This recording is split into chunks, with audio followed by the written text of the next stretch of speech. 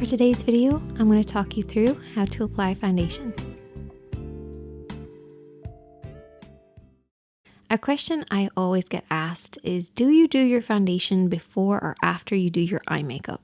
It is kind of personal preference, but I find if you're doing a smoky eye, applying glitter, doing a dramatic look, or if you're a beginner, I would recommend doing the eyes first, just in case you have any fallout and then you don't mess up your foundation. So I did my eyes first this time because I was applying glitter, and now I can refresh the skin and create a perfect base. So to refresh the skin, I take some rose toner, and I just apply that on a cotton pad and glide this over the skin. So this will cleanse the skin, remove any fallout, while also soothing the skin. And because rose water has anti-inflammatory properties in it, it also means we're going to calm the skin down, making sure that it's prepped and ready for the rest of our makeup.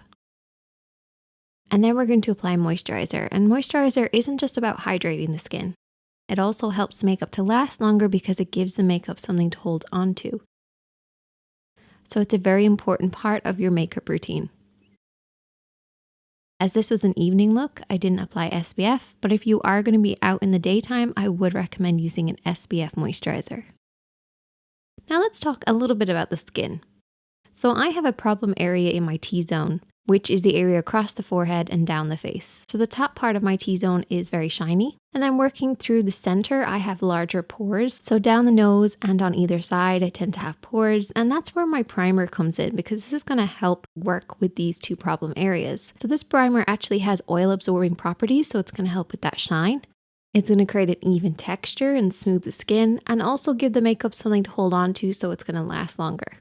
So your primer is like a helping hand to your moisturizer. So if you have any problem areas, use your primer to help combat any issues. So now the skin is prepped and ready to go. The main areas that I like to add coverage is underneath the eyes and also alongside the nose, because hormonally that can be quite red for women. So I'm going to be taking my concealer and I'm going to apply this underneath the eye alongside the edge of the nose, because I do wear glasses, so I like coverage there.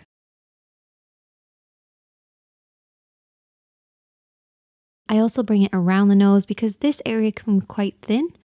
You might find that you have some discoloration there, particularly for women. And then I also apply a little bit on any blemishes that I have. So this concealer is a neutralizing, brightening concealer. So it applies the coverage that you want while also brightening up the skin. And this is the main areas that I want coverage: any blemishes, around the nose, around the mouth, and underneath the eyes. But you want to make sure you're customizing this to apply the concealer wherever you need it. And then I'm going to take my foundation brush and blend this in. So this is a flat top kabuki. You can see all the little hairs and bristles that this brush has. And these are going to help blend everything out. So what I want to do is I want to pick up the leftover product that might be on the back of my hand. And then I'm going to do a woodpecker motion. The woodpecker motion is basically a stippling type motion where you're bouncing the brush off and on the skin. What we don't want to do is to put too much pressure on the brush or turn it on its side. We really want to keep at a 90-degree angle against the skin, allowing the brush to do its work. So bounce this off and on the skin to blend in that concealer.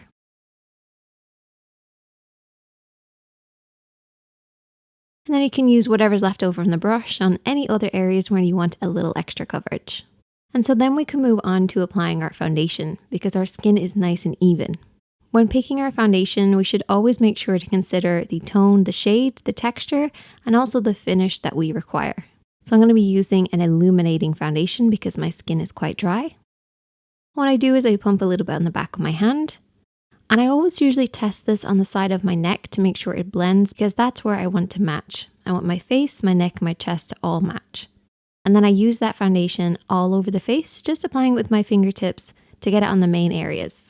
Then going back to that foundation brush with all those beautiful bristles, we're going to pick up the leftover product on the back of the hand.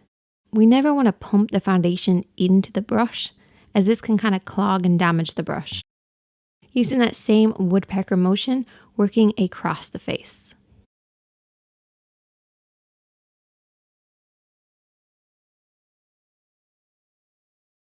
Once I feel I have the coverage that I desire, I'm going to take a setting spray and just to set this in place. This is a bit strange, but what I do is I spritz the skin now, so we have set the foundation and concealer. That's going to make sure that it's budge proof, it gives it a skin-like finish, and it's also going to help it last longer. I do all of this before I apply any powders to the skin. That way our powders are going on a perfect base. So for powder, I either use a translucent powder or I use a tinted one. This is the L'Oreal True Match Foundation. So it is tinted, it's going to give me extra coverage, but it's also going to set the makeup in place. And I'm going to be using a powder brush to press this into the skin. So what a powder does is it sets the foundation. This means that you have more control over the finish. So if you want to, you can use an illuminating foundation and then set it in place with a powder. That gives you more control over the finish. It also helps with any shine control that you might have. And because this is a tinted powder, it also gives you more coverage and helps the foundation last longer as well. You never want to do too much swirling. You want to really press the product in to start with. This is just going to make sure that foundation doesn't move around. Though we have applied a setting spray, so that will seal everything in and just allow your powders to go on so much better. I'm then going to apply another layer of setting spray over the top of the powders and all the other products that I've used on my skin. So once I've done my bronzers, my blushes, my highlights, I then spritz the skin again, and this will bring it back to a skin-like finish while also helping to last longer. And you can check back next week if you want to see how I apply blushes and contours and all that kind of stuff.